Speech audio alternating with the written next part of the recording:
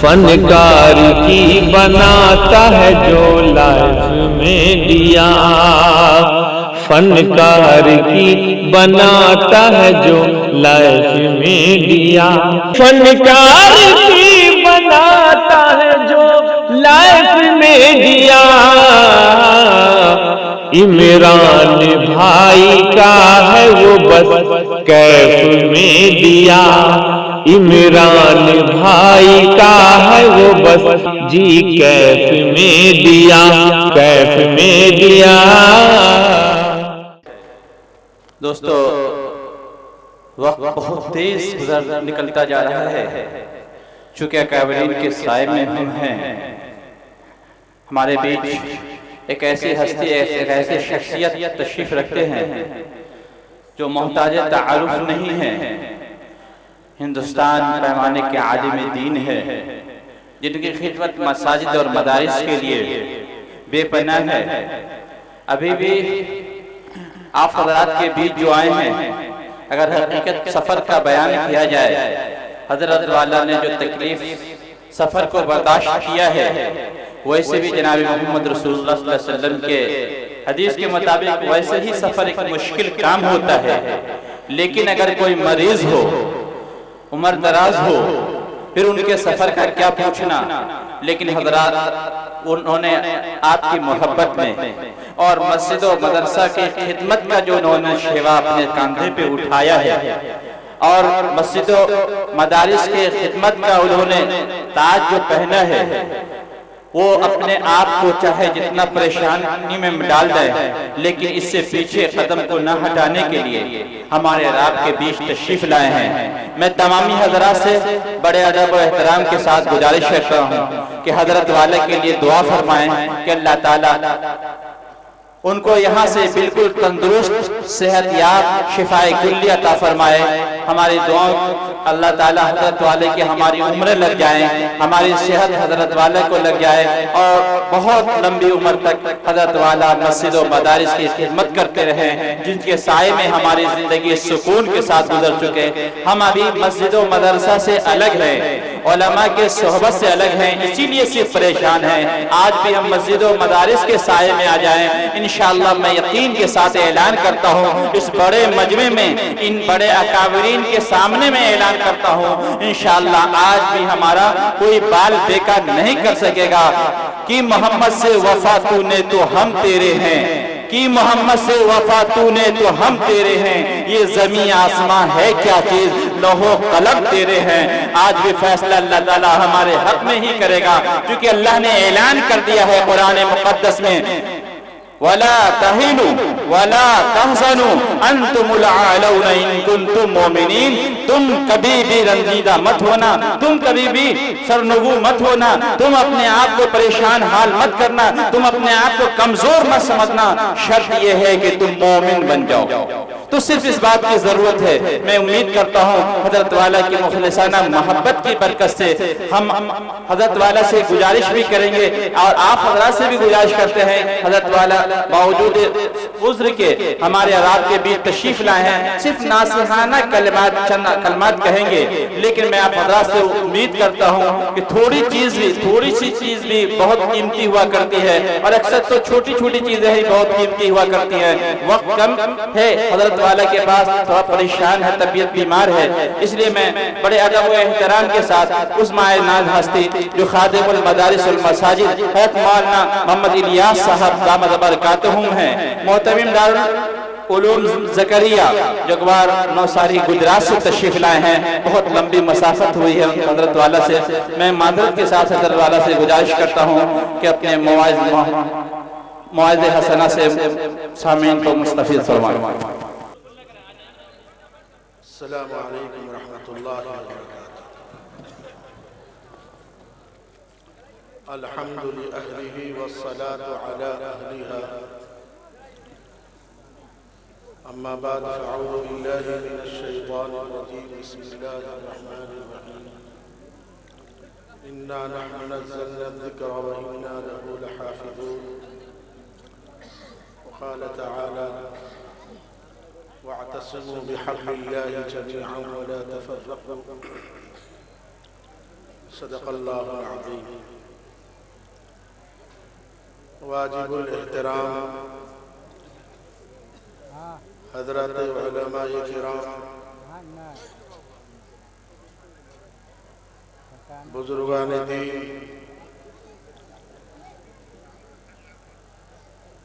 نوجوان دوستو،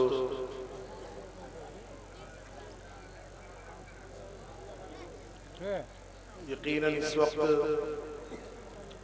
مجھ حقیر کی طبیعت کچھ علیل چل رہی ہے۔ 15 دن قبل ہمارے والد محترم کا انتقال ہو چکا ہے، اور اس کے 3 دن کے بعد مجھے ہارٹ اٹیک کا حملہ ہوا۔ 2 اسٹین رکھوائے گئے ہیں، ابھی 11-12 دن ہوا ہے۔ ڈاکٹر صاحب نے آرام کے لیے مشورہ دیا ہے، لیکن چونکہ یہ تاریخ پہلے سے طے ہو چکی تھی،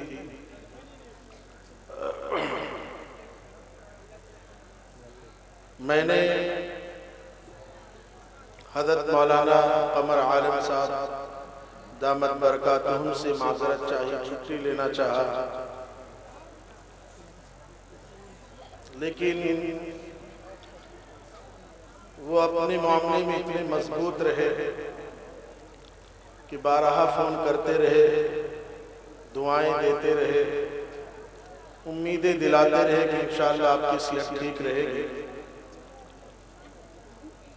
نکلنے سے آدھا گھنٹہ قبل تک میرے لیے فیصلہ کرنا مشکل تھا کہ میں جاؤں یا نہ جاؤں۔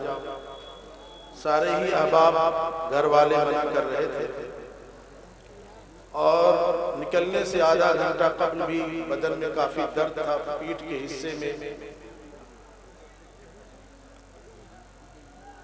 لیکن دوسری طرف حضرت مولانا کا اصرار، اور ہم لوگ سمجھ سکتے ہیں چونکہ ہم بھی اسی جماعت سے تعلق رکھتے ہیں، جب پروگرام وغیرہ کرواتے ہیں تو اس وقت جو منتظمین ہوتے ہیں ان کے سر پر بڑی فکریں سوار ہوتی ہیں، اور وہ بہت ہی پریشانیوں سے گزرتے ہیں۔ وہ ہر ممکن چاہتے ہیں کہ جتنے بھی علماء کرام کو مدعو کیا گیا ہے وہ تشریف لائیں تاکہ جلسہ ہمارا کامیاب ہو۔ بڑی محنتیں ہوتی ہیں جلسے کے پیچھے۔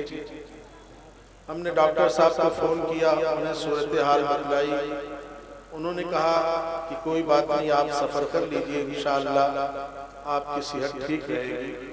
تو تھوڑی ہمت بدھی، اور آپ حضرات کی دعاؤں سے میں آپ حضرات کی خدمت میں حاضر ہوا ہوں۔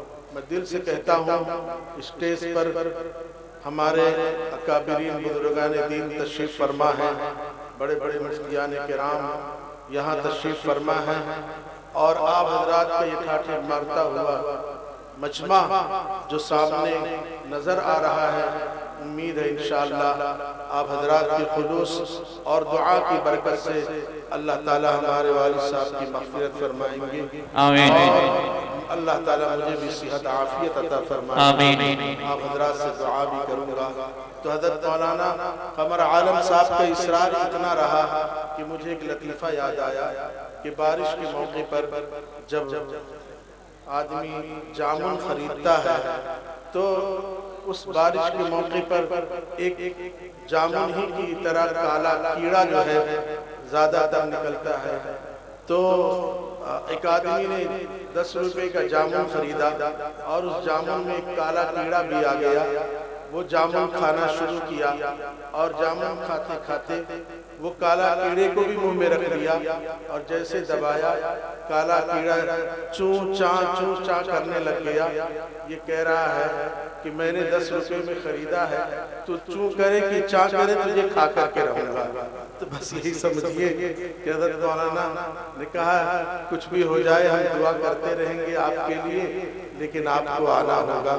بہرحال اللہ تعالیٰ صحت یاب فرمائے اور آپ کے اس جلسے کو اللہ تعالیٰ کامیاب فرمائے۔ بزرگان محترم، چند طلباء کرام کے بھی دستار بندی ہوئی ہے، انہوں نے تکمیل حفظ قرآن کریم کیا ہے۔ میں آپ حضرات کو دل کی بات بتلاتا ہوں کہ اس وقت ہمارے ملک میں جو حالات چل رہے ہیں، جو پریشانیاں امت مسلمہ پر اس وقت ہیں، اگر ان حالات سے ہمیں بچنا ہے، اگر ان پریشانیوں سے ہمیں بچنا ہے تو ہمیں ایک کام کرنا ہوگا، وہ یہ کہ قرآن پاک سے ہم وابستہ ہو جائیں، قرآن پاک کو اپنی زندگی کا حصہ بنا لیں، اور دوسرا کام یہ کرنا ہوگا کہ نبی پاک صلی اللہ علیہ وسلم کی سنتوں پر عامل ہو جائیں۔ یہ دو کام کر لیں انشاءاللہ یہ جو کچھ حالات ہمارے سامنے ہیں یہ بادل چھٹیں گے، دشمنان اسلام ناکام ہوں گے، بشرطے کہ ہم قرآن پاک کے ساتھ وابستہ ہو جائیں، قرآن پاک کو اپنی زندگی کا حصہ بنا لیں۔ دیکھیے وہ معزز تھے زمانے میں مسلمان ہو کر، ہم خوار ہوئے تاریخ قرآن ہو کر، قرآن پاک کو ہم اپنے سینے سے لگا لیں۔ زمانہ آج بھی قرآن ہی سے فیض پائے گا، مٹے گی ظلمت شب اور سورج جگمگائے گا۔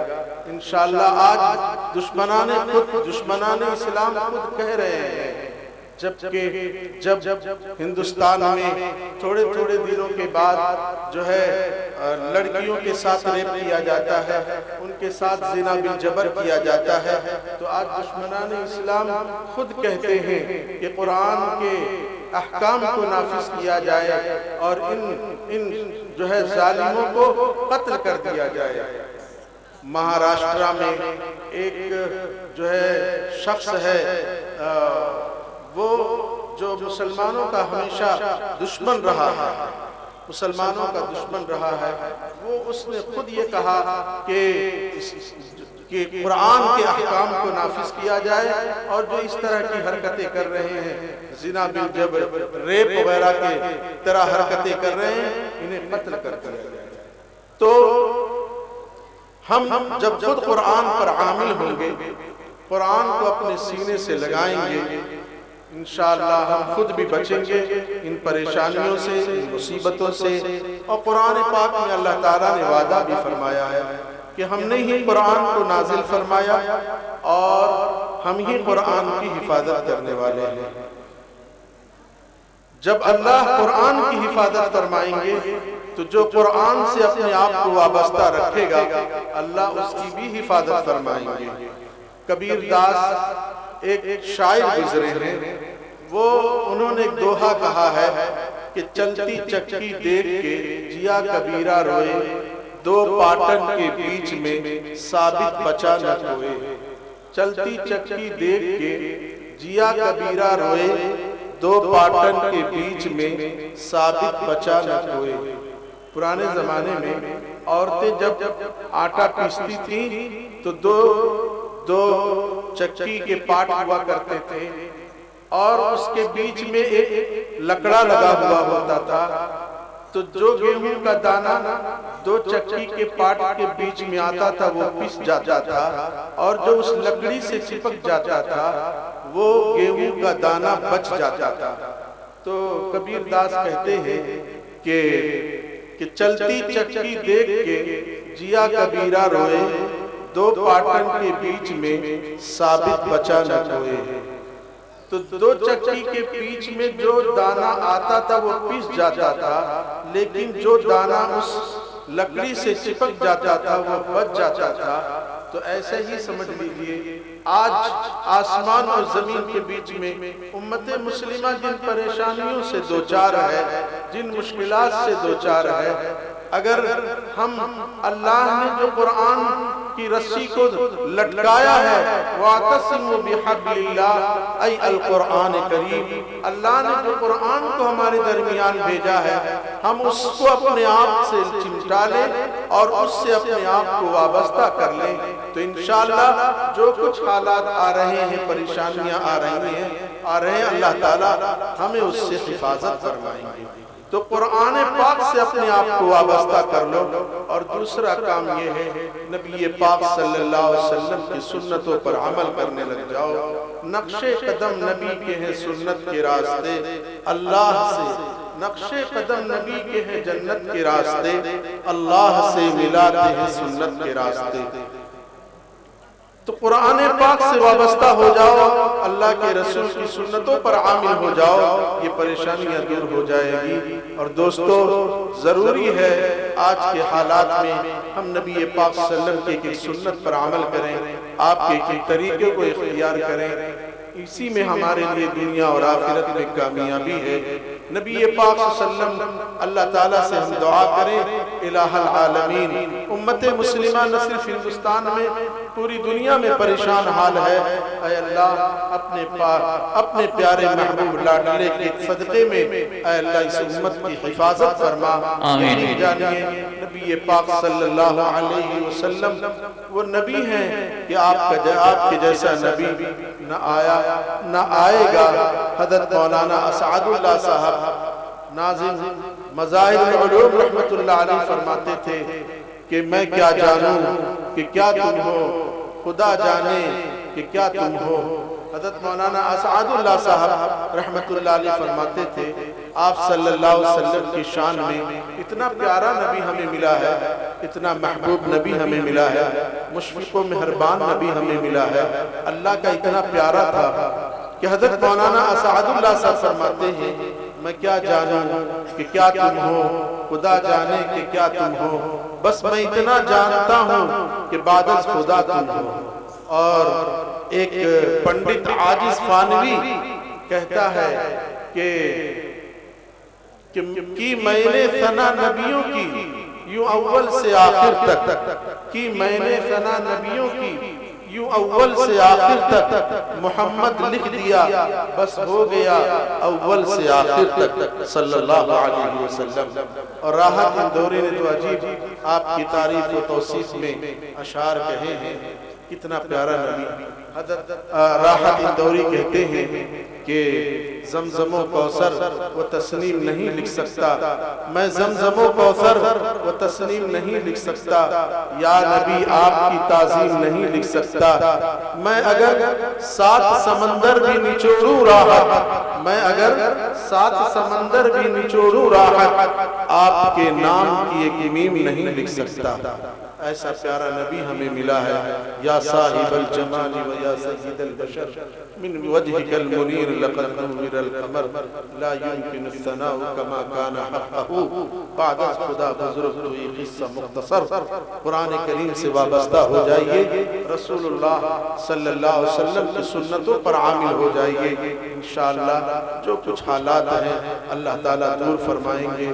اللہ تعالیٰ مجھے بھی آپ سب کو قرآن کریم کے ساتھ وابستہ فرمائیں، قرآن کریم کی تلاوت کی توفیق عطا فرمائیں، اور سنت رسول کو اپنی زندگی میں ہمیں اپنانے کی توفیق عطا فرمائیں۔ آمین۔ وما علینا الا البلاغ۔